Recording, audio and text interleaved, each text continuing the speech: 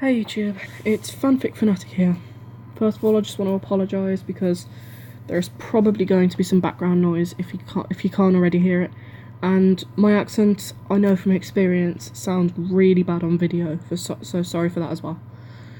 I don't plan on cutting this video, so I'll also apologise in advance for any stuttering or any stuttering that I might do throughout the video.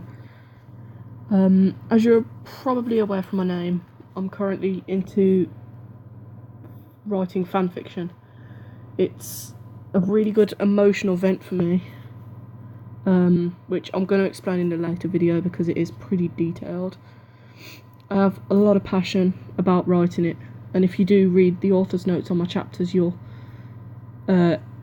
provided you've actually read my fic, you'll actually know that I get quite emotionally connected to my characters. I've also found that I can emotionally connect to the reader as well, and this stems from how much I used to read as a kid, because from that I began to see what the writer can do to make you connect with the main character. I've got a couple of quotes that I tend to abide by as a writer. First is that if a person goes through trauma on their own, they'll have negative effects, and emotional scars, and then that by far outweighs any positive effects that could come up from this trauma. But when you go through it with someone, for in this example, with the main character of a story, you'll have the short-term negative effects, such as like feeling upset because the character's upset, but at the same time the long-term ones are bypassed, leaving you to come away with it with only the positive effects, like look how strong this person became because of it, look what you can do when you put your mind to it, that sort of thing. My idea for it would be sort of like having the antidote to a poison that's in a really delicious cake. So you go through the little bit of pain before you have the antidote, but afterwards you get the memory of the delicious taste of the cake and no lasting damage. It's a bit of a weird thing, and yeah, I pretty much just came up with that, but still.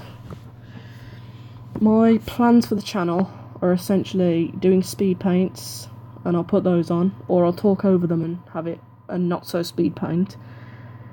Explanations of things, which would be explanations of specific characters in the fiction, where I would just say, right, now we're going to talk about Naruto.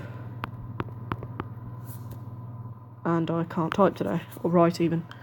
And we say, right, so this is what happened, this is what happened, this is what happened, and create a really detailed mind map of just what happened and how he's doing, to show people that some of the things that I've missed out on my previous chapters.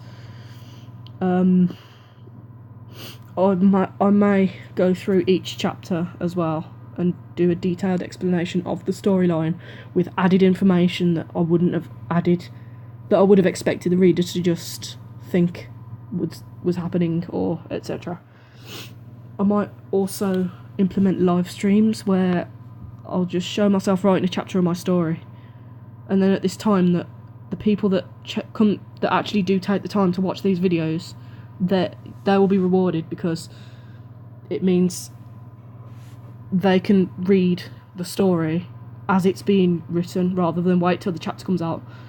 And it also means I can potentially get direct feedback if someone's commenting on the live stream, or ideas are given, just so that they can make it better as it's going, instead of seeing the mistakes and saying, well, I've already uploaded it now.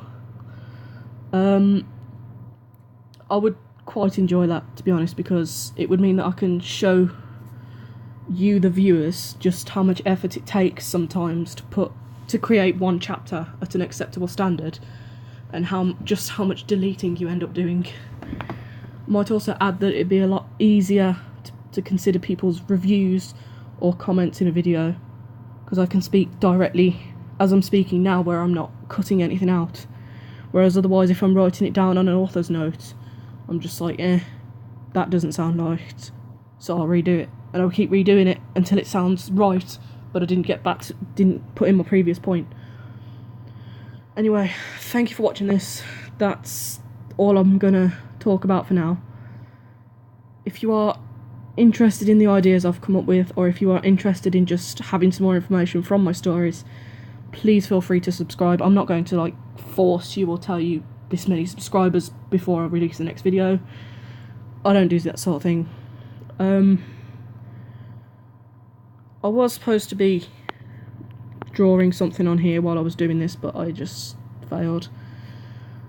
But anyway, thank you for watching. I'll see you in the next video.